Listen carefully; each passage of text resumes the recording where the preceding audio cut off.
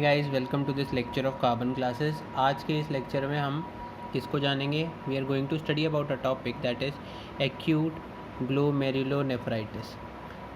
सो acute glomerulonephritis, जैसे कि आपको पता लग रहा है, ग्लोमेरुलस का इन्फ्लेमेशन।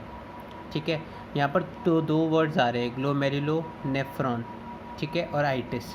आइटिस का मतलब हो गया इन्फ्लेमेशन, ग्लोमेरुलो मतलब ग्लोमेरुलस, और less extend to the nephrons. ठीक है, अब डेफिनेशन क्या कहती है? It is the inflammation of the glomeruli and to a lesser extend to the tubules of the kidney, that is your acute glomerulonephritis. है क्या? इन्फ्लेमेशन हो रही है ग्लोमेरुलाई की और नेफ्रॉन्स की। अब इसके मैनिफेस्टेशंस देखते हैं कि इन्फ्लेमेशन से एक्यूट ग्लोमेरुलोनेफ्राइटिस से हो क्या क्या रहा है। So main manifestation is GFR decrease हो रहा है, glomerulo filtration rate is decreasing, then there is renal failure, then there is protein urea, then there is salt and water retention. Okay, so these are the main manifestations which are brought about by acute glomerulonephritis. Now acute glomerulonephritis is interchangeably used with acute nephrotic syndrome. Acute glomerulonephritis को हम interchangeably use करते हैं with acute nephrotic syndrome. बात एक ही है, ठीक है, बात एक ही है। नेफ्रोटिक सिंड्रोम में भी जो मैक्सिमम कंडीशंस हमें दिखती हैं वो ग्लोमेरुलोनेफ्राइटिस की तरह ही दिखती हैं। So we can use this terms interchangeably. Now in AGN the damage is to the walls of the glomeruli. क्या हो रहा है? डैमेज हो रहा है वॉल्स टू द ग्लोमेरुलाई, जिसकी वजह से क्या होता है? जिसकी वजह से there is escape of RBC plasma proteins into the urine.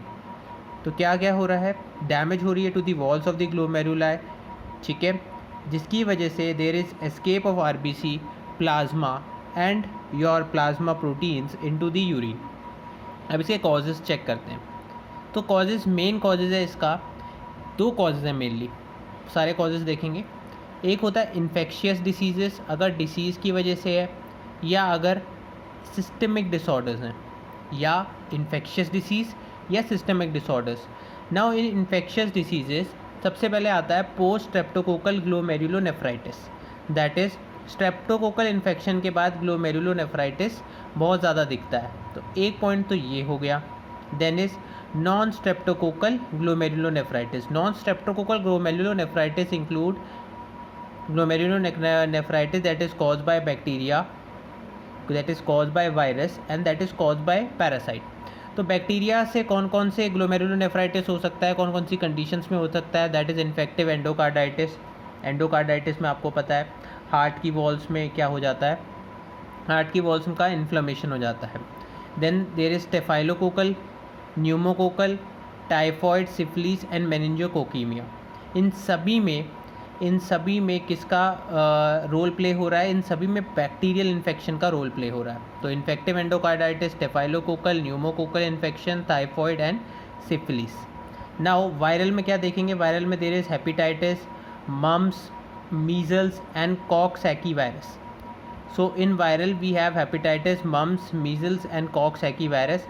Parasite में क्या देखते हैं? Parasite is malaria which is commonly causing your glomerulonephritis. Now infectious diseases देख ली, अब हम सिस्टमिक डिसऑर्डर्स देख लेते हैं। So systemic disorders are of 4 types, that is SLE systemic lupus erythematosus. ये एक इन्फ्लेमेटरी कंडीशन होती है। SLE आपको मिटल स्टेनोसिस में भी देखने को मिलता है, मतलब ये इन्फ्लेमेशन कॉज करता है जिसकी वजह से एक ब्रॉड एक्सपेक्ट पे डिसऑर्डर्स होते हैं। तो इसमें से एक है आपका एक्यूट ग्लोमेरुलोनेफ्राइटिस।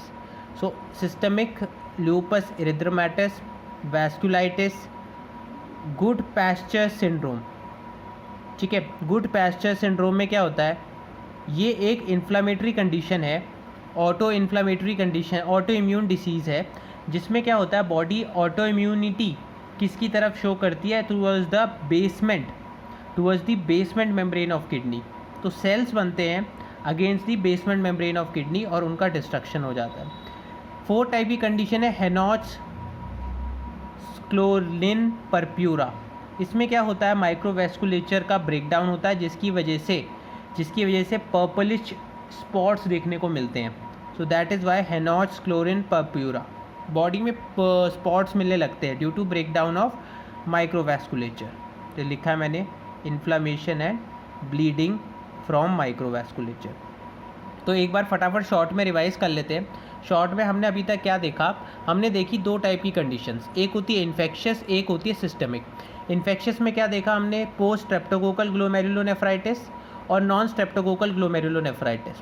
पोस्ट स्ट्रेप्टोकोकल मतलब स्ट्रेप्टोकोकल के बाद, और नॉन स्ट्रेप्टोकोकल ग्लोमेरुलोनेफ्राइटिस मतलब जो स्ट्रेप्टोकोकल बैक्टीरिया की वजह से नहीं हुआ। ठीक है, इसमें आता है बैक्टीरियल, वायरल, पैरासाइट। बैक्टीरिया में क्या क्या देखते हैं हम, इन्फेक्टिव एंडोकार्डाइटिस देखी है हमने स्टेफाइलोकोकल इन्फेक्शन देखा है, हमने टाइफॉइड और मैंने सिफिलिस देखी है, मेनिंजोकोकीमिया भी चेक किया है हमने यहाँ पर। वायरल की बात करें, वायरल में हमने हेपेटाइटिस, मम्प्स, मीजल्स और कॉक्सैकी वायरस। पैरासाइट में क्या क्या देखा हमने, पैरासाइट में मलेरिया पैथोजन को स्टडी किया। अब सिस्टमिक डिसऑर्डर्स हमने 4 टाइप के देखे हैं। पहला देखा है हमने एसएलई, दूसरा देखा है हमने वैस्कुलाइटिस, तीसरी देखी हमने पास्चर सिंड्रोम। पास्चर सिंड्रोम में मैंने बताया था बेसमेंट मेम्ब्रेन का डिस्ट्रक्शन हो रहा है, किसका, किडनी के बेसमेंट मेम्ब्रेन का, बेसमेंट मेम्ब्रेन किडनी के सेल्स की बेसमेंट मेम्ब्रेन का डिस्ट्रक्शन है। और हेनॉच स्क्लोलेनिन पर्प्यूरा में क्या हो रहा है, there is inflammation and bleeding from the microvasculature. आगे कुछ कंडीशन जाने तो जिनकी वजह से ग्लोमेरुलोनेफ्राइटिस होती है, that is primary glomerular disease. ठीक है, जिसमें आ जाती है आपकी meningococcal capillary glomerulonephritis and mesangial proliferative glomerulonephritis.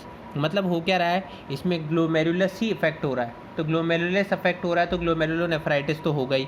ठीक है, तो पहला क्या है, mesangiocapillary and mesangial proliferative glomerulonephritis.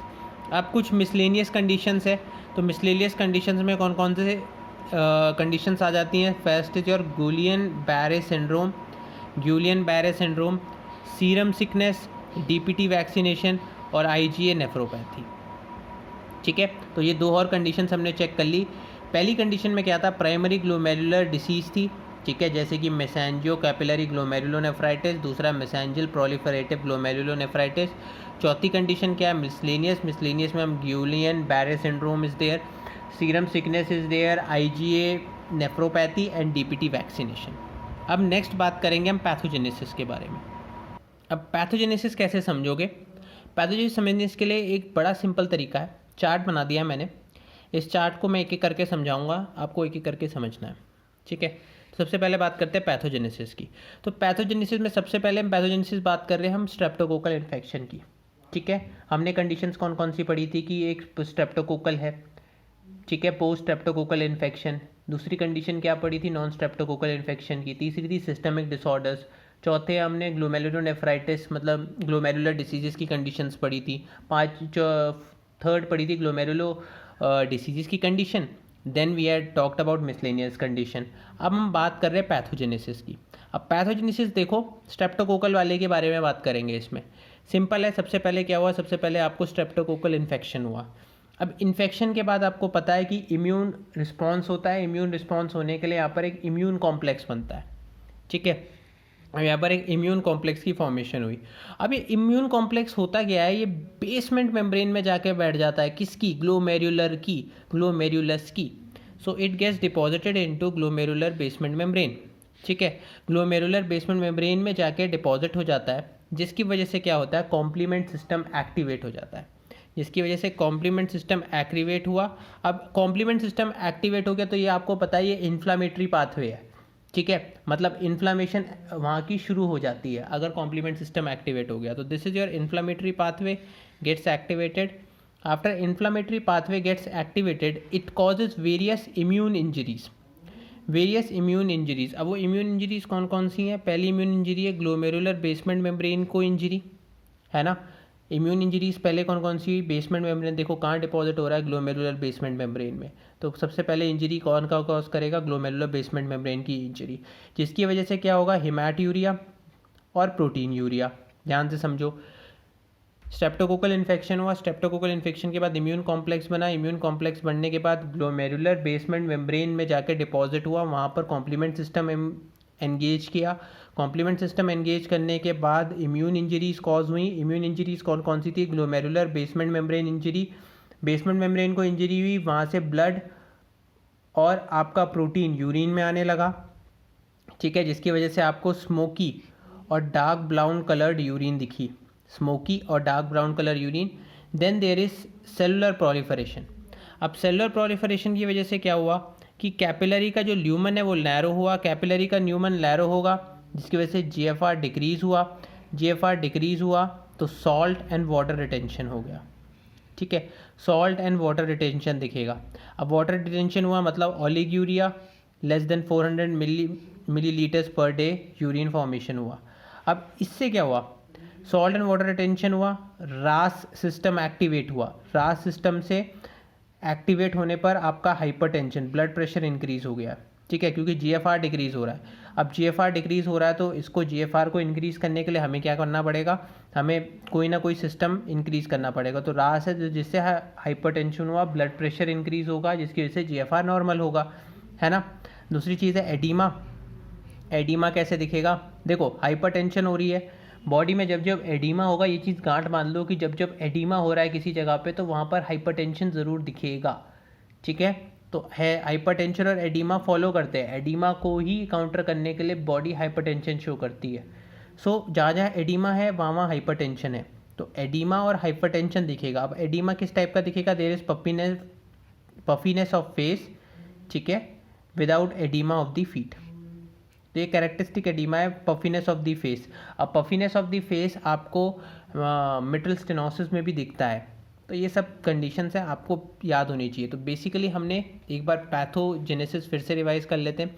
Pathogenesis simple था, स्ट्रेप्टोकोकल इन्फेक्शन हुआ, स्ट्रेप्टोकोकल इन्फेक्शन ने इम्यून कॉम्प्लेक्स बनाया, इम्यून कॉम्प्लेक्स बेसमेंट मेम्ब्रेन में जाके बैठ गया, बेसमेंट मेम्ब्रेन में जाने के बाद उसने कॉम्प्लीमेंट सिस्टम को एक्टिवेट किया, कॉम्प्लीमेंट सिस्टम एक्टिवेट होने के बाद उसने इम्यून इंजरीज कॉज की, इम्यून इंजरीज कॉज करने के बाद उसने ग्लोमेरुलस का बेसमेंट, ग्लोमेरुलर के बेसमेंट मेम्ब्रेन को इंजरी कॉज करी। वहाँ से क्या हुआ, वहाँ से ब्लड और प्रोटीन लीक होने लगा। Secondly there is cellular proliferation. Cellular proliferation की वजह से क्या हुआ, जो कैपिलरी का ल्यूमन नैरो रह गया था उसके वजह से जीएफआर डिक्रीज हुआ, जीएफआर डिक्रीज होने की वजह से सोडियम एंड वाटर रिटेंशन हुआ, सोडियम एंड वाटर रिटेंशन होने के बाद रास सिस्टम एक्टिवेट हुआ जिसकी वजह से हाइपरटेंशन हुआ, और हाइपरटेंशन को काउंटर करने के लिए एडीमा हुआ। एडीमा क्या हुआ, फेस का एडीमा ज़्यादा दिखेगा। ठीक है, जीएफआर डिक्रीज होने की वजह से ओलिगूरिया हुआ जिसकी वजह से यूरिन का फॉर्मेशन कम हुआ। नेक्स्ट बात करते हैं क्लिनिकल फीचर्स के बारे में। अब मैंने पीछे डिस्कस कर ली थी पैथोजेनेसिस, पैथोजेनेसिस से सिमिलर आपकी क्लिनिकल फीचर्स है। तो देखो क्या हो रहा है, एडीमा। सबसे पहले एडीमा, एडीमा कहाँ पर दिख रहा है, फेस में दिख रहा है due to puffiness of face. ठीक है, कब दिखता है oedema, oedema is in the early hours of the morning with और विदाउट, देखो ये इंपॉर्टेंट है, विद और without oedema of the feet. तो पीटल एडीमा यहाँ पर ज़्यादा नहीं दिख रहा। There is early hours of oedema कब दिख रहा है, मॉर्निंग में दिख रहा है। किसका एडीमा है, पफीनेस ऑफ द फेस है, विद और without oedema of the feet. It is due to proteinuria, salt and water retention, hypertension and reduce GFR.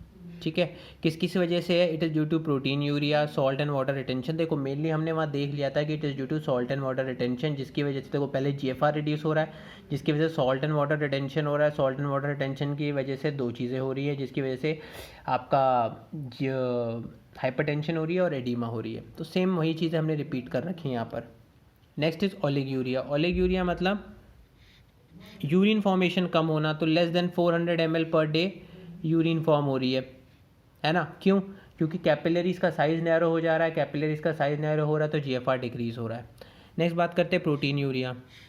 अब प्रोटीन यूरिया क्यों हो रहा है, सर प्रोटीन यूरिया इसलिए हो रहा है क्योंकि बेसमेंट मेम्ब्रेन का डैमेज हो रहा है, किसके, ग्लोमेरुलस के। तो वहाँ से प्रोटीन और ब्लड, देखो हिमैट यूरिया, दोनों चीज़ें हो रही हैं, प्रोटीन और हिमैट यूरिया। क्यों हो रहा है, क्योंकि बेसमेंट मेम्ब्रेन का डिस्ट्रक्शन हो रहा है, बेसमेंट मेम्ब्रेन का डिस्ट्रक्शन हो रहा है तो वहाँ से प्रोटीन और ब्लड लीक आउट हो रहे हैं। ठीक है, यूजुअली लेस देन 1 ग्राम per day protein leak out हो रहा है। और नेफ्रोटिक रेंज आ जाए, अगर हम नेफ्रोटिक सिंड्रोम पढ़ें तो नेफ्रोटिक सिंड्रोम में 3.5 ग्राम्स पर डे, ये बेसिक डिफरेंस है।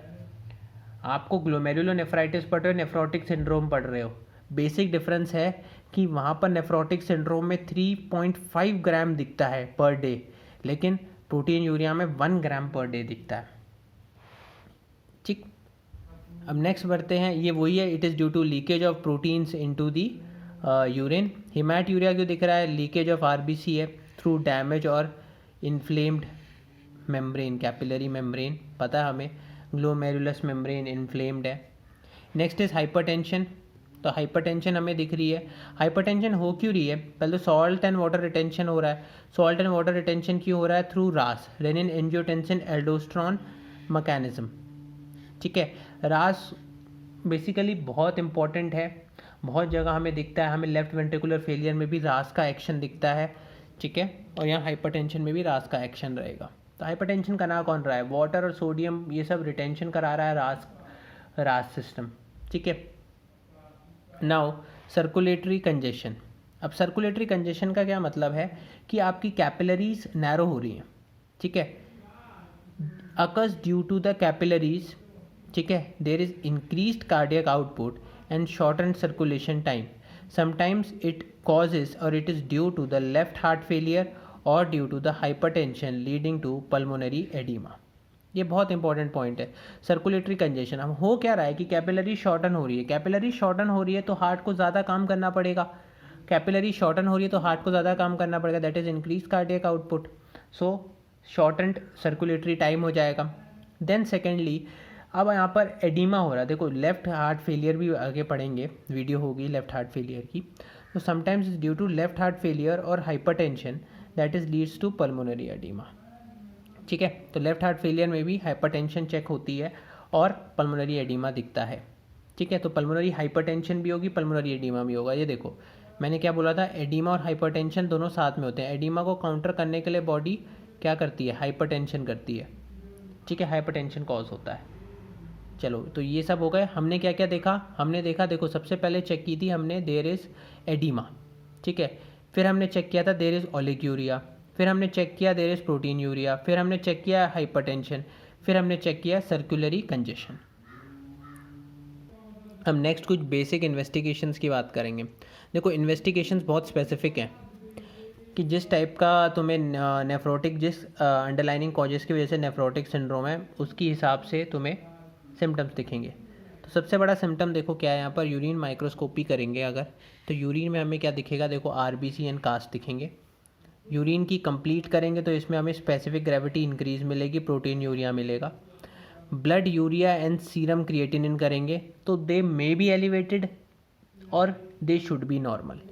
ठीक है, क्योंकि यहाँ पर कोई प्रॉब्लम ही नहीं है, यूरिया मेटाबॉलिज्म में कोई प्रॉब्लम ही नहीं है, लिवर बिल्कुल ठीक है हमारा। अगर कंडीशन हेपेटाइटिस की ना हो, अगर कंडीशन हेपेटाइटिस की ना हो तो ये प्रॉब्लम रहेगी, वरना तो ये नॉर्मल रहेंगे। So these may be elevated. Nextly culture करेंगे, किसका कल्चर करेंगे हम? थ्रोट स्वैब या डिस्चार्ज फ्रॉम ईयर स्वैब।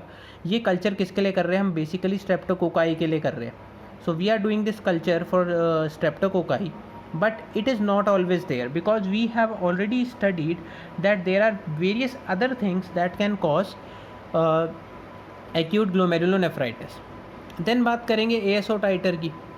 ठीक है, एएसओ टाइटर किस में यूज़ करेंगे? एंटी स्ट्रेप्टोलाइसिन टाइटर है, ये चेक करेंगे हम अगर स्ट्रेप्टोकोकल नेफ्रोटिक सिंड्रोम है या स्ट्रेप्टोकोकल नेफ्राइटिस है तो इसमें एएसओ टाइटर आएगा, वरना नहीं आएगा। ठीक है, अगर मम्स की वजह से, मीजल्स की वजह से या कोई और कंडीशन है, चाहे लूपस की वजह से है, तो उसमें एएसओ टाइटर का कोई फंक्शन नहीं।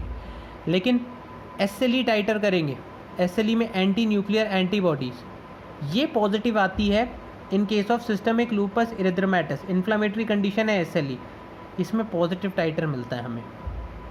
तो ये चीज़ हम वहाँ पर स्टडी करेंगे। फिर अगर एक्सरे करें चेस्ट का तो एक्सरे में सिंपल से दिखेगा अपने को कार्डियोमेगैली, पल्मोनरी एडिमा, ये शो होगा। ठीक है, ये अपने पीछे ने डिस्कस कर लिया था कि कैपिलरी कंजेशन होती है, कैपिलरी कंजेशन होने की वजह से आपका कार्डियक आउटपुट बढ़ता है, कार्डियक आउटपुट बढ़ने की वजह से आपकी साइकिल जो होती है पूरी वो शॉर्टनड हो जाती है, शॉर्टन साइकिल होती है जिसकी वजह से हाइपरटेंशन लीड होता है, एडिमा प्रेजेंट होता है। देन रीनल इमेजिंग करेंगे, रीनल इमेजिंग में आपको देखो ग्लोमेरुलोनेफ्राइटिस दिख जाएगा। ठीक है, नॉर्मल दिखेगी रीनल सरफेस। ठीक है, इमेजिंग में नॉर्मल है लेकिन बायोप्सी में दिखेगा आपको ग्लोमेरुलोनेफ्राइटिस। ठीक है, इमेजिंग में किडनी नॉर्मल दिखेगी, बायोप्सी में आपको ग्लोमेरुलोनेफ्राइटिस पता लग जाएगा। नाउ ट्रीटमेंट की बात करते हैं। यार ट्रीटमेंट बड़ा सिंपल है इसका। ठीक है, पेशेंट को सबसे पहले रेस्ट कराओ, पेशेंट को रेस्ट दो, फिर डेली असेसमेंट करो कि पेशेंट कितना फ्लूइड इनटेक कर रहा है और कितना उसका यूरिन आउटपुट है। That should be basic assessment. Output क्यों? क्योंकि हमें ओलिगोयूरिया की कंडीशन चेक करनी है, ठीक है, तो वो चीज़ चेक करने के लिए। फिर उसका वेट और blood pressure, this is the main thing that you should also check out. फिर अगर कोई इन्फेक्शन है, ठीक है, बैक्टीरियल इन्फेक्शन है, तो you can give antibiotics. For example penicillin दे दो, आप अपनी सेफेलोस्पोरिन्स दे सकते हो, फ्लूरोक्विनिनॉन्स दे सकते हो। बैक्टीरियल इन्फेक्शन है, मेनिंजोकोकल और आपका इन सारी कंडीशंस में आप सेफेलोस्पोरिन्स और फ्लोरोक्विनिनॉन्स प्रेफर कर सकते हो। फिर डाइट की बात करें तो डाइट यार, कभी भी कोई भी बीमारी हो, चाहे कार्डियक की बीमारी हो, चाहे कोई बीमारी हो, भाई सॉल्ट कम होना चाहिए, ठीक है, सॉल्ट कम होना चाहिए। तो diet, salt and fluid control, ये हमारे हाथ में है। तो ये चीज़ हमें देखनी है। पहले तो डाइट कैसी रखनी है? लो प्रोटीन। यार लो प्रोटीन क्यों लिखनी है यार? वो जो प्रोटीन खा रहा है वो सारा का सारा यूरिन में निकल जा रहा है। तो डाइट होनी चाहिए लो प्रोटीन, ठीक है। अब सॉल्ट फ्री डाइट होनी चाहिए। सॉल्ट फ्री डाइट क्यों? क्योंकि सॉल्ट वाटर रिटेंशन करा रहा है। जितना ज़्यादा बॉडी में सॉल्ट, देखो सॉल्ट वैसे ही रिटेंशन हो रहा है, और खाओगे और रिटेंशन होगा, तो वो वाटर को और रोकेगा, ठीक है, निकलने नहीं देगा। तो you need to have low protein and salt free diet, ठीक। यहाँ मैंने कुछ डायूरेटिक फेज़ के बारे में लिख रखा है, तो आप डायूरेटिक्स दे सकते हो पेशेंट को, ठीक है, पोटेशियम सप्लीमेंट कर सकते हो, ठीक है। डायूरेटिक्स नहीं, डायूरेटिक फेज़ है ये, डायूरेटिक्स वाली दवाई नहीं है, ये डायूरेटिक फेज़ है जिसमें यूरिन रिटेंशन हो रही है। तो आप पोटेशियम सप्लीमेंट कर सकते हो, fluids and salts and potassium supplements patient को दे सकते हो, ठीक है। Next is diuretics. अब आता है डायूरेटिक्स। अब डायूरेटिक्स कौन सी देते हैं हम? फ्यूरोसिरामाइड। डायूरेटिक्स फ्यूरोसिरामाइड देते हैं 20 टू 40 मिलीग्राम्स IV चढ़ाना है। 20 टू 40 मिलीग्राम फ्यूरोसिरामाइड हमेशा IV चढ़ाते हैं हम लोग किसी भी चीज़ के पहले, चाहे ब्लड ट्रांसफ्यूजन हो, किसी केस में अगर हमें ब्लड ट्रांसफ्यूजन करना हो, चाहे एनीमिया के केस में ब्लड ट्रांसफ्यूजन करना हो, तो उस केस में भी हम फ्यूरोसिरामाइड देते हैं। यहाँ पर भी 20 टू 40 मिलीग्राम फ्यूरोसिरामाइड हम IV दे रहे हैं। देन ओरल डायूरेटिक तुम दे सकते हो, ठीक है। डायूरेटिक्स का मतलब फंक्शन क्या होता है? ये एडीमा मॉनिटर करने में मदद करता है और फ्लूइड ओवरलोड से बचाता है। Then you can give ACE inhibitors. ACE में देखते हो तो इलैरोप्रिन, कैप्टोप्रिल, ये सब आप दे सकते हो, ठीक है, अगर सेवरिटी इंक्रीज़ हो रही है। किस केस में सर? हाइपरटेंशन में। Then dialysis of fluid overload. If fluid overload is there, kidney proper function नहीं कर पा रही, तो then dialysis is the last option. Thank you guys for watching. आपको वीडियो अच्छी लगी होगी, ठीक है, लाइक, सब्सक्राइब, शेयर ज़रूर से कर देना।